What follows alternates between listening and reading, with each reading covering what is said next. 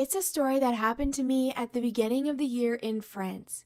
A few years ago, I was dating a great man. Let's call him Grant. We broke up because I had to move to begin my training far away from him for my career.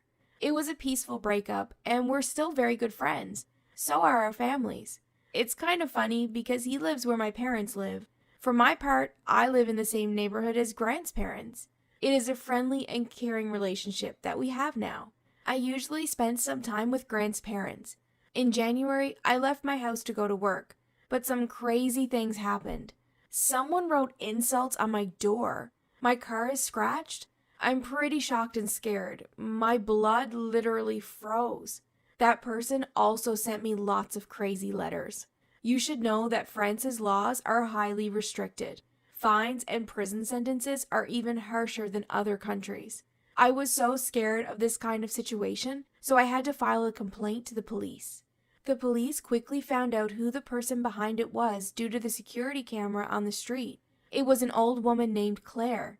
At that time in France, due to COVID-19, anyone leaving their home after 7 p.m. without permission was fined for more than 100 euros. The day before, someone had been caught 2 kilometers away and immediately fined. The police asked me if I knew the person who did this. She's a lady in her mid-60s. Her face is unknown to me. So in this case, I was not withdrawing my complaint. I came home from work at night and I did not miss it. I met the crazy Claire in the photo near the entrance of my building. She clearly drank before I got there and didn't wear any mask. I was on the defensive, ready to fight if it was unpleasant. She called me with lots of insults, that I was too involved in a guy's life, that I was trying to separate them. In short, I was the other woman in her daughter's couple. I didn't ask her any questions, and I let her talk, stunned. She even held a knife in her hand and tried to chase me. I freaked out and ran to my car, hid myself in it. She continuously banged at the window and still shouted at me. Furious, I called the police to solve this. The police came really fast, and they tried to calm Claire. Eventually, I had to go up to my house with a few men because my presence made her angry, and she could kill me at any time. Later, I was told that she went to a van, but they didn't let her drive because she was drunk. A few days later, I got a call from Grant, who told me that he was going with his girlfriend, Grace, with both of the parents whom he'd been dating for a year. We're both friends on social media, and she's a great person. I told myself that he just wanted to see his parents, and maybe we could have a little chat since we haven't seen each other. And I also wanted to meet Grace. When they visited my house, Grace told me that they came for her mother, who was declared demented. Apparently, she almost assaulted someone. Police found a shotgun in the back of her car. A little panicked, I asked Grace if her mother's name was Claire, and she nodded her head. The police and doctors thought she was just crazy and that she wanted to attack me for no reason. But Grace explained that it was because I had spent Christmas with her boyfriend's parents when she couldn't do it. Her mother had taken the news very badly, and she was afraid that her daughter would lose her boyfriend. I'd rather laugh about it than cry. The mother is on treatment. I withdrew my complaint, even though that night was scary, and I was almost killed though. But I felt that it was funny that Claire behaved like that just because I visited Grant's parents. Grant and Grace had to explain to her a lot. But I guess I don't have any guts to go to Grant's house ever again. My family used to settle in a distant area on the outskirts of town when I was approximately 9 years old. My family, like our neighbors, did not have a phone in the house at the time. There were no cell phones back then, or if there were, they were a luxury that only a few people could afford. This took place in the end of the 90s. So, if I needed to call my mother while she was at work, I had to go to my father's office or a nearby company, which was closer, to make a phone call, which I will refer to as Tower 2. Tower 2 was about a 10-minute walk from our house. I went to Tower 2 to make a call one day, like I had done many times before. I walked the stairwell, knocked on the door, and was greeted by a guard I had seen before and knew well. He wasn't alone that day, though. There was a new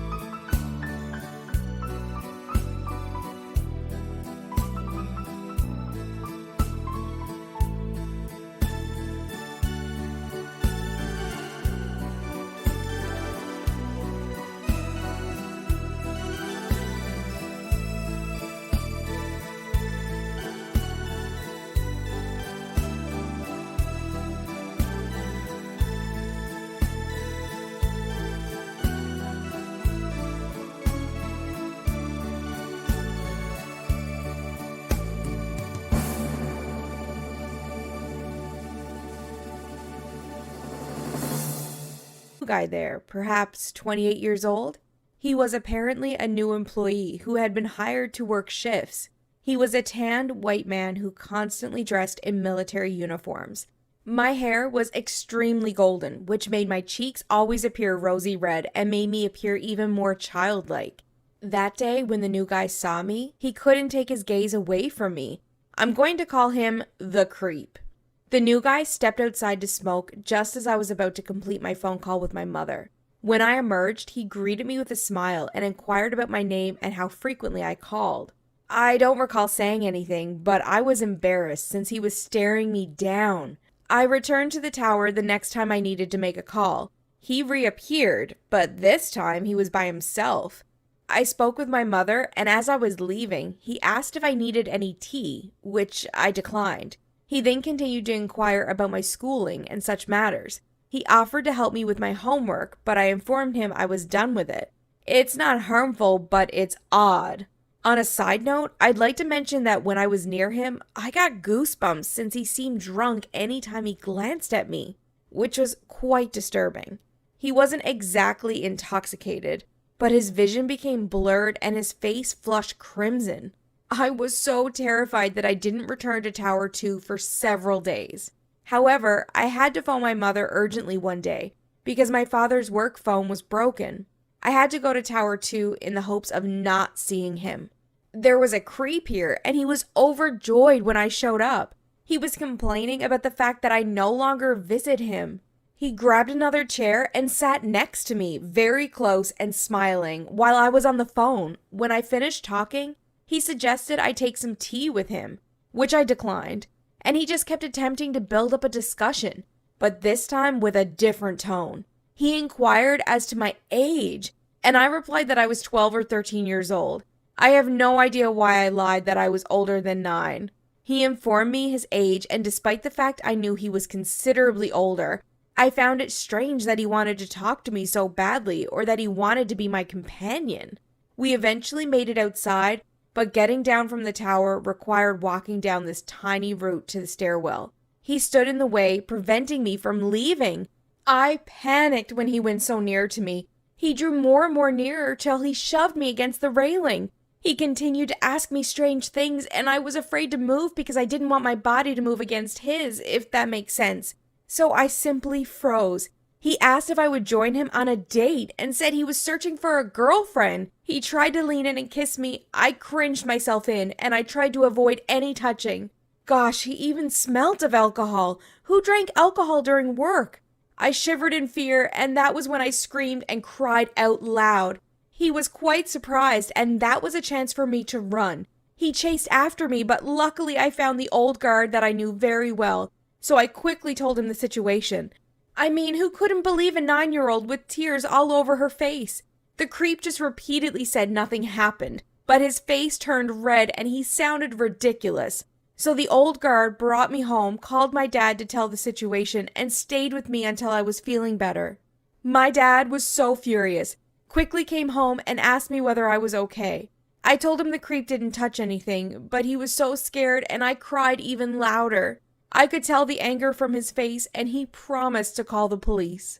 To finish the story, the next day I went to Tower 2 with my dad, as my dad needed something from there for work, and he wanted to meet the guy that creeped me out, maybe to beat him up or call the police. I saw the old guard and asked about the creep and was told that he doesn't work there anymore. I didn't know what happened to him, even though my dad already called the cops to tell the incident. But I wished he could be in jail so other people couldn't be his victim.